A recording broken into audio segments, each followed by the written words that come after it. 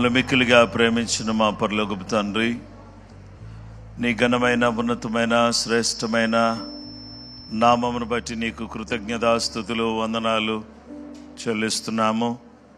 ఈ సమయంలో నీ వాక్యం ద్వారా మాతో మాట్లాడండి. నీ స్వరాన్ని మాకు వినిపింపచేయండి. నీ కృప మాకు దయచేసి మాతో మీరుండి నీ కార్యాన్ని జరిగించమని యేసు నామములో అడుగుచున్నాము తండ్రి, ఆమేన్.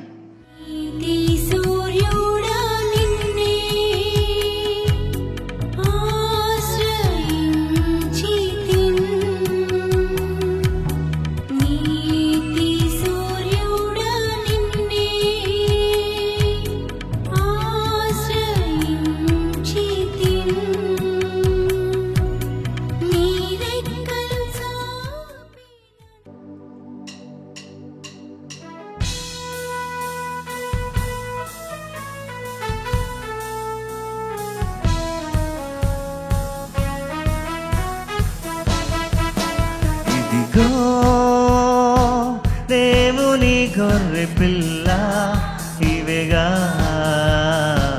మా కృతజ్ఞత స్తుతులు. ఇదిగో దేవుని గొర్రె పిల్ల, ఇవేగా మా కృతజ్ఞత స్తుతులు. అర్హుడవు అర్హుడవు గొర్రె పిల్ల, నీవు యోగ్యుడవు. రక్తమిచ్చి ప్రాణమిచ్చి నీదు ప్రజలను కొనినావు. అర్హుడవు అర్హుడవు గొర్రె పిల్ల, నీవు యోగ్యుడవు. మహిమయు ఘనతయు నీకే చెల్లును ఎల్లప్పుడు. ఇదిగో దేవుని గొర్రె పిల్ల, ఇవేగా మా కృతజ్ఞత స్తుతులు. ఇదిగో దేవుని గొర్రె పిల్ల, ఇవేగా మా కృతజ్ఞత స్తుతులు.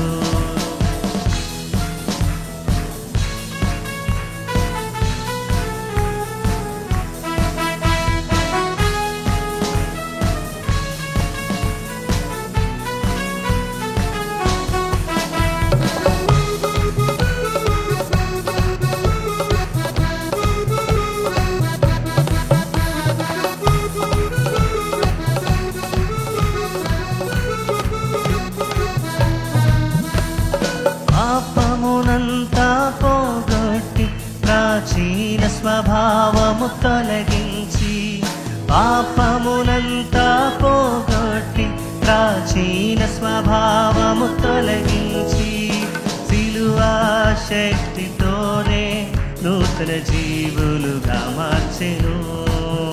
ఆ సిలువా శక్తితోనే నూతన జీవులుగా మార్చెను.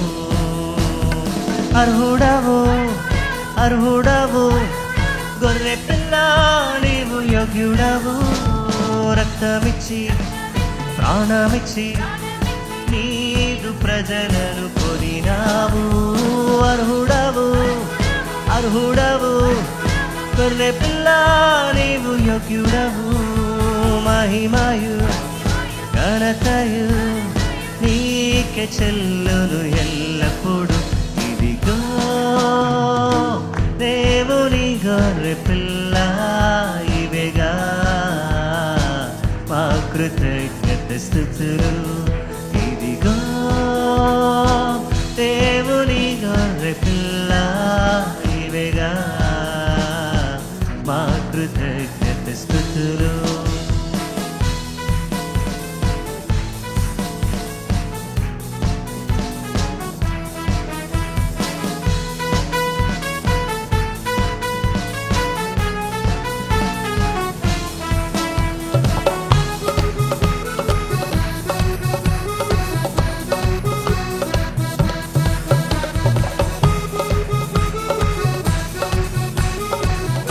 దేవుని ప్రేమ విస్తరింపగా, దేవుని ప్రేమ విస్తరింపగా, కృపావరములే దానముగా దేవుని ప్రేమ విస్తరింపగా కృపావరమునే దానముగా సిలువా శక్తితోనే నీతిమంతులుగా మార్చెను. ఆ సిలువా శక్తితోనే నీతిమంతులుగా మార్చెను. అర్హుడవు అర్హుడవు గొర్రె పిల్ల నీవు యోగ్యుడవు. రక్తమిచ్చి ప్రాణమిచ్చి నీదు ప్రజలను కొనినావు. అర్హుడవు అర్హుడవు గొర్రె పిల్ల నీవు యోగ్యుడవు. మహిమయు ఘనతయు నీకే చెల్లును ఎల్లప్పుడు. ఇదిగో దేవుని గొర్రె పిల్ల ఇవేగా మా కృతజ్ఞత స్తుతులు. ఇదిగో దేవుని గొర్రె పిల్ల ఇవేగా మా కృతజ్ఞత స్తుతులు.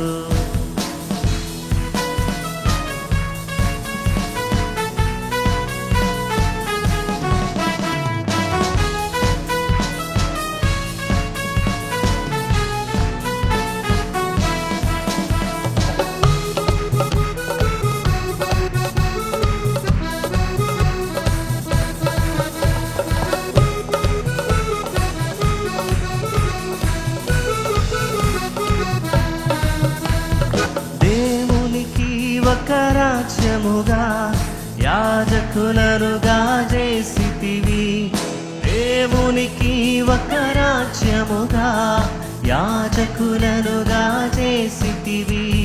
క్రీస్తుతో రాజ్యమేలగా జయించువారిగా మార్చెను. ఆ క్రీస్తుతో రాజ్యమేలగా జయించువారిగా మార్చెను. అర్హుడవు అర్హుడవు గొర్రె పిల్ల నీవు యోగ్యుడవు. రక్తమిచ్చి ప్రాణమిచ్చి నీదు ప్రజలను కొనినావు. అర్హుడవు అర్హుడవు గొర్రె పిల్ల నీవు యోగ్యుడవు. మహిమయు ఘనతయు నీకే చెల్లును ఎల్లప్పుడు. ఇదిగో దేవుని గొర్రె పిల్ల ఇవేగా మా కృతజ్ఞత స్తుతులు. ఇదిగో దేవుని గొర్రె పిల్ల ఇవేగా మా కృతజ్ఞత స్తుతులు. మా కృతజ్ఞత స్తుతులు.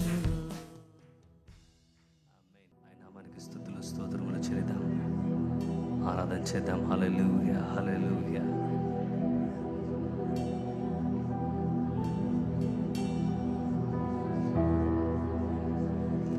నా జీవం నా సర్వం నీవే దేవా.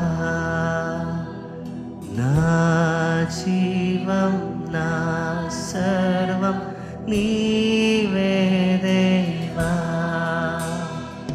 నా కొరకే బలి అయిన గొర్రె పిల్ల. నా కొరకే రానున్న ఓ మెస్సయ్యా. నా జీవం నా సర్వం నీవే దేవా. నా జీవం నా జీవం నా సర్వం నీవే దేవా.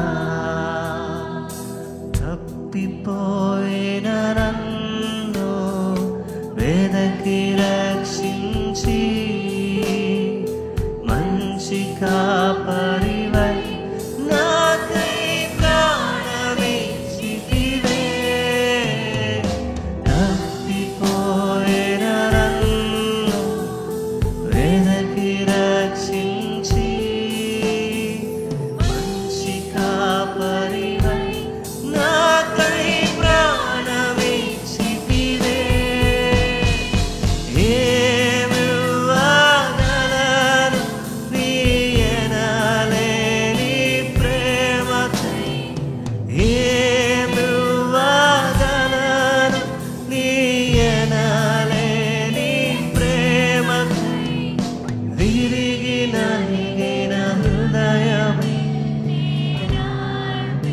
యేసయ్యా, విరిగి నలిగిన హృదయమే నేనర్పింతును. నా జీవం నా సర్వం నీవే దేవా, నా జీవం నా సర్వం నీవే దేవా. ప్రభు అయిన యేసుక్రీస్తు నామములో ఈ డిసెంబర్ మాసములో మనం దేవుని పాదాల దగ్గర ఉండడానికి దేవుడు అనుగ్రహించిన కృప కొరకై దేవునికి నేను కృతజ్ఞతలు వందనాలు తెలియచేస్తున్నాను. పరిశుద్ధత, హోలీ ఆర్ హోలీనెస్, పరిశుద్ధత అనే అంశాన్ని గురించి మనం ధ్యానం చేయబోతున్నాం.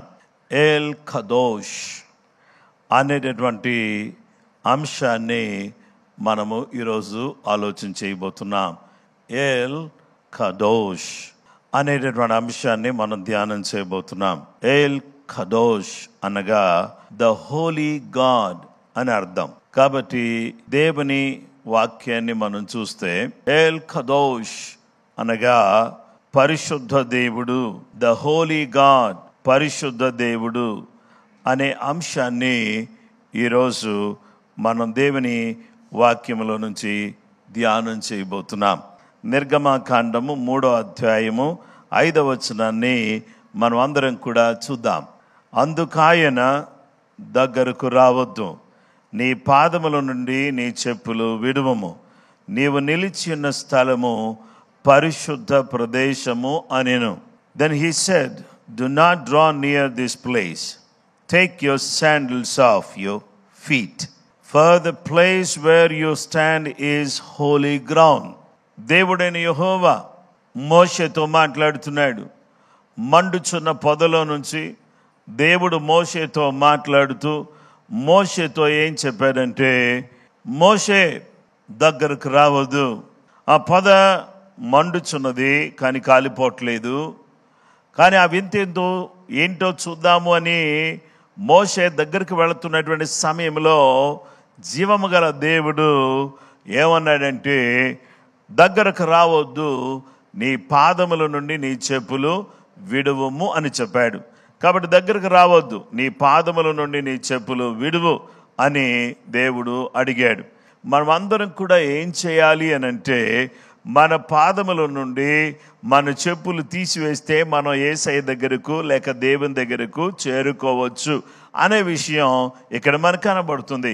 చెప్పులు దేనికి సూచనగా ఉన్నాయి? చెప్పులు పాపానికి సూచనగా ఉన్నాయి. లిటరల్గా కొన్ని చర్చెస్లో చెప్పులు వేసుకుని వెళ్తారు, షూస్ వేసుకుని వెళ్తారు. అలా చేయడం అనేది తప్పు అని చెప్పేసానని అనలేం. పాస్టర్స్ కూడా షూస్ వేసుకునే వాక్యం చెప్తారు. ఎందుకంటే అది కోల్డ్ కంట్రీస్. తర్వాత వాళ్ళ చెప్పులకి వాళ్ళ షూస్కి ఏ విధమైన మలినం అంటేదని అవకాశమే లేదు. ఇంట్లో వాళ్ళు కారులో అడుగు పెడితే కారులో నుంచి తీసి చర్చిలో అడుగు పెడతారు. కాబట్టి వాళ్ళ షూకి ఏ విధమైన మలినం లేదు. ఒకవేళ వాళ్ళు షూ వేసుకోకపోతే కాళ్ళన్నీ ఏమవుతాయంటే ఫ్రీజ్ అయిపోతాయి. కాబట్టి వాళ్ళు షూ వేసుకోవడం అనేది మ్యాండటరీ. కాబట్టి షూ వేసుకోకపోతే చలికి ఇక మనం తట్టుకోలేము, అక్కడ పడిపోవాల్సిందే అనమాట. కాబట్టి అందుకనే వాళ్ళు షూ వేసుకుని ఉంటారు. వీళ్ళేంటంటే షూ వేసుకుని ఉన్నారు, షూ వేసుకునే వాక్యం చదువుతున్నారు, షూ వేసుకునే ప్రార్థన చేస్తున్నారు అని అంటే, ఉదాహరణకు నువ్వు బస్సులో వెళ్తున్నావు, ప్రార్థన చేసుకుంటూ వెళ్తున్నావు, మరి చెప్పులు వేసుకునే ఉన్నావు కదా, ప్రార్థన విన్నాడా వినలేదా? విన్నాడు కదా.